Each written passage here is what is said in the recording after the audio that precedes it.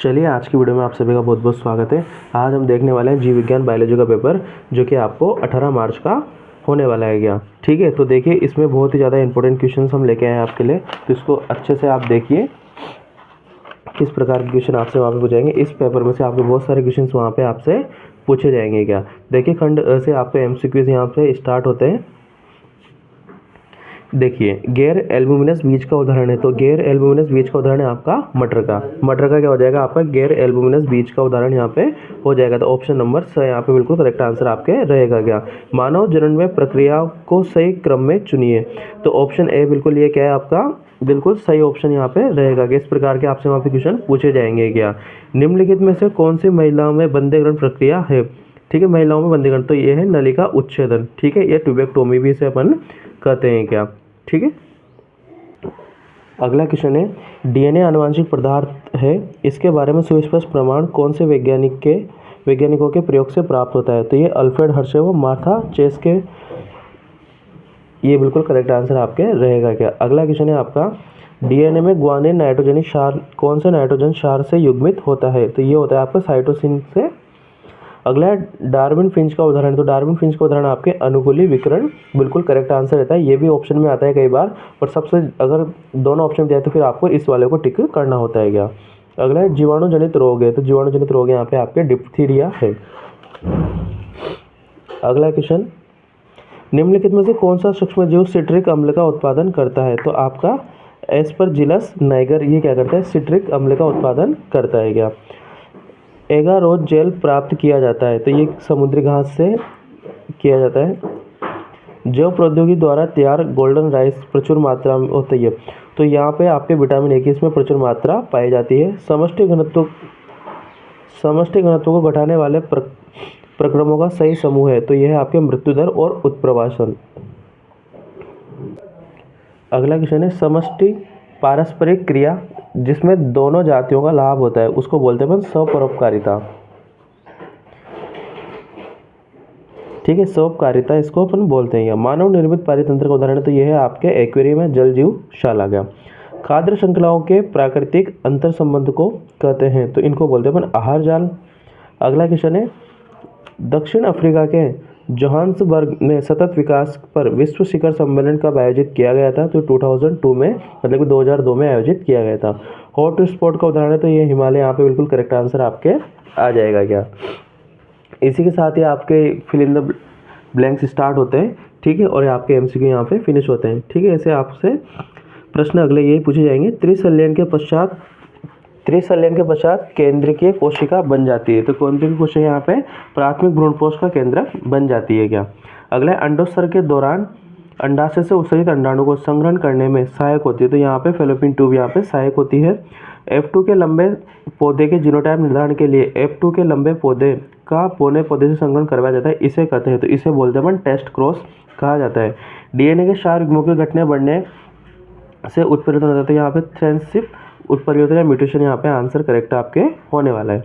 अब यहाँ पे फिल इन द ब्लैंक रहेगा। सिद्धांत कहता है, तो यहाँ पे किसका, हार्डी वेनबर्ग का सिद्धांत कहता है कि समष्टि में अलील या युग्म विकल्पीय आवृत्ति और उनके लोकल विस्तार सुस्थिर होते हैं, जो एक पीढ़ी से दूसरी पीढ़ी तक स्थिर रहते हैं। यहाँ पे हार्डी वेनबर्ग आपके या वेनबर्ग यहाँ पे करेक्ट आंसर हो जाएगा क्या।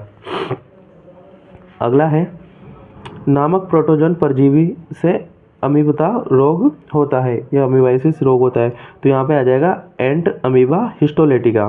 ठीक है, एंट अमीबा हिस्टोलेटिका नामक प्रोटोजोआ परजीवी से अमीबा रोग होता है क्या। बैक्टीरिया द्वारा किण्वित आटे की फूली उभरी शल्क गैस के उत्पादन के कारण होती है, तो यह CO2 गैस यहाँ पे करेक्ट आंसर आपके रहेगा क्या। अगला है आणविक कैंची कहे जाने वाले एंजाइम की खोज से DNA को विशिष्ट जगहों से काटना संभव हो सका है, तो यहाँ पे प्रतिबंध एंडोन्यूक्लियस एंजाइम की खोज। ठीक है, यहाँ पे आंसर रहेगा आपका प्रतिबंध एंडोन्यूक्लियस। अगला है जीव विष जिस जीन द्वारा कूटबद्ध होते हैं उसे कहते हैं, तो उसे क्राई कहते हैं, क्राई। मत्स्य पालन के उद्देश्य से अफ्रीका कैटफिश को हमारी नदियों में लाया गया, तो क्लारियास गैरीपिनियस इसका बिल्कुल करेक्ट आंसर रहेगा। इसी के साथ ही आपके फिल इन द ब्लैंक्स यहाँ से फिनिश होते हैं। इसके बाद आपसे यहाँ पे थर्ड क्वेश्चन में अति लघुतात्मक प्रश्न पूछे जाते हैं क्या। ठीक है, तो पहला क्वेश्चन है यहाँ पे आपके असंजनन को परिभाषित कीजिएगा। तो असंजनन एक प्रकार का अलैंगिक प्रजनन है जिसमें बिना निषेचन के बीज बनते हैं, अर्थात लैंगिक जनन की जगह अलैंगिक जनन होता है क्या। तो इस प्रकार आपको इसमें आंसर लिखना था। अगला क्वेश्चन है, टिड्डे में लिंग निर्धारण का प्रकार लिखिए। तो इसमें आप लिख सकते हैं कि टिड्डों में लिंग निर्धारण XO प्रकार का होता है, जिसमें नर में एक X गुणसूत्र मतलब कि XO होता है, जबकि मादा में 2 गुणसूत्र X गुणसूत्र होते हैं, तो XX होते हैं। तो इस प्रकार आपको इसका आंसर रहेगा करेक्ट, XO प्रकार का होता है क्या। RNA का वो प्रकार लिखिए जिसमें या जो अमीनो अम्लों के लाने व आनुवंशिक कूट के पढ़ने का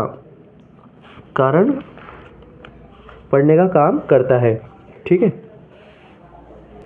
तो इसमें बिल्कुल करेक्ट आंसर रहेगा आपके tRNA या ट्रांसफर RNA का। अगला क्वेश्चन है आपका, DNA में न्यूक्लियोसाइड व फास्फेट समूह के बीच उपस्थित बंध का नाम लिखिए। तो यहाँ पे बिल्कुल करेक्ट आंसर रहेगा आपका न्यूक्लियोटाइड। अगला क्वेश्चन है, होमो इरेक्टस मानव की दिमागी क्षमता लगभग कितनी थी। तो इसका बिल्कुल सही आंसर रहेगा आपके 900 से 1200 सीसी थी। ठीक है, 900 से 1200 सीसी होती है। अगला है, तुल्य रूपता को लिखिए। तो इसमें आपका आंसर हो जाएगा कि तुल्य रूपता से अभिप्राय है कि विभिन्न प्राणियों के वह अंग जिनकी संरचना भिन्न हो परंतु उनके क्रियाकलाप समान हो, तो उसे अपन तुल्य रूपता कहते हैं। अगला है, सक्रिय प्रतिरक्षा को परिभाषित कीजिए। तो इसमें आंसर लिखना है आपको कि जब शरीर स्वयं एंटीबॉडी प्रतिरक्षी बनाकर किसी रोगजन से लड़ने की क्षमता विकसित करता है तो इसे सक्रिय प्रतिरक्षा कहते हैं। यह प्रतिरक्षा प्रणाली की स्मृति कोशिकाओं के माध्यम से दीर्घकालिक हो सकती है क्या। अगला है, ब्रेड बनाने के लिए उपयोग में लिए जाने वाले सूक्ष्मजीवों का नाम लिखिए। तो इसमें आंसर आ जाएगा आपके सेक्रोमाइसिस सेरिविसी, जिसे अपन क्या बोलते हैं, बेकर ईस्ट के नाम से भी जानते हैं। बेकर ईस्ट भी अपन इसमें आंसर लिख सकते हैं। इसी के साथ आपका सेक्शन यहाँ पे कंप्लीट होता है। अब आपके खंड ब हैं, तो यहाँ पे डायरेक्ट आप क्वेश्चन देखिए और उनको सोल्व कीजिए, क्योंकि इसी में से आपके बहुत सारे पेपर में क्वेश्चन आने वाले हैं क्या। बहुत ही इंपॉर्टेंट पेपर है। गुरु बीजाणुधानी की संरचना का वर्णन आपको करना है और एक परागकोश के अनुप्रस्थ काट का नामांकित चित्र आपसे बहुत ज़्यादा मात्रा में यहाँ पे पूछे जाएंगे इस बार भी। सहायक प्रजनन प्रौद्योगिकी में कोई 3 उदाहरण लिखिए। दात्र कोशिका अरक्तता रोग का कारण स्पष्ट कीजिए। बहुत ही इंपॉर्टेंट क्वेश्चन है। अपूर्ण प्रभाविता को दर्शाने वाला पनेट वर्ग का चित्र बनाइए क्या। ठीक है, तो पनेट वर्ग का चित्र आपको यहाँ पे बनाना है क्या। वायुथर्मल उपचार में सूक्ष्म जीवों की भूमिका क्या होती है उसको आपको समझाना है। बायोगैस संयंत्र का नामांकित चित्र में भी थोड़ा बहुत अगर आप एक्सप्लेनेशन करके समझाएं तो और अच्छा आपको फायदा मिलेगा क्या वहाँ पे। परपोषी कोशिकाओं के विजातीय डीएनए को प्रवेश कराने की विधि को लिखिए।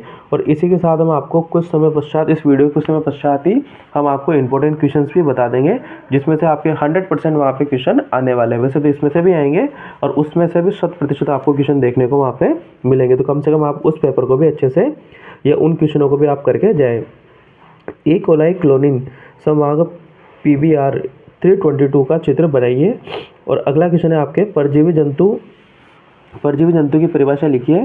परजीवी जंतु से मानव को होने वाला एक लाभ लिखिए क्या।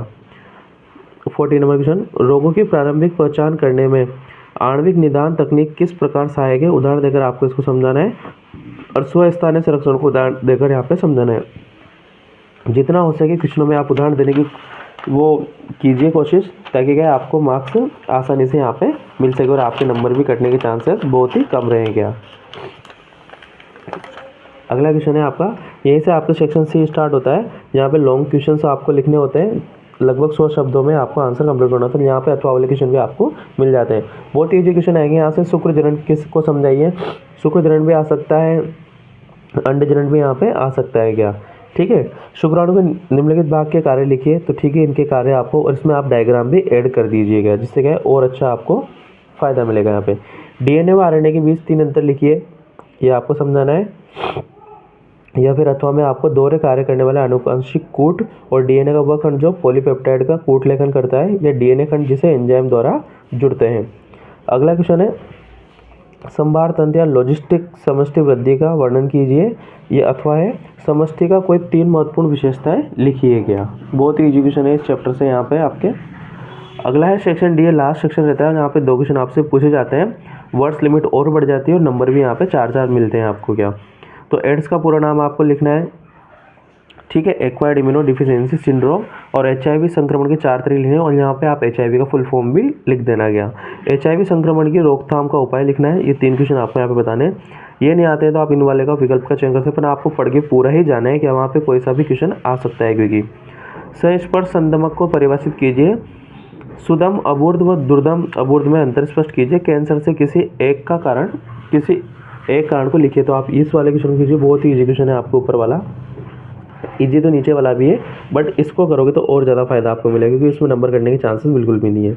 नेट प्राथमिक उत्पादकता को परिभाषित कीजिए और ऊर्जा पिरामिड सदैव खड़ी अवस्था में होता है, सचित्र समझाइए। तो आपको पिरामिड का चित्र बनाकर यहाँ पे इसको एक्सप्लेनेशन करना है क्या।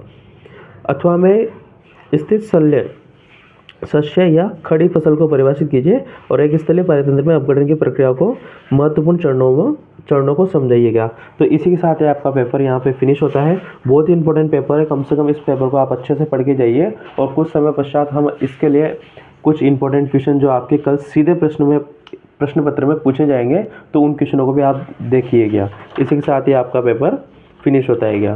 ठीक है, चैनल को लाइक शेयर सब्सक्राइब करते रहिए। धन्यवाद।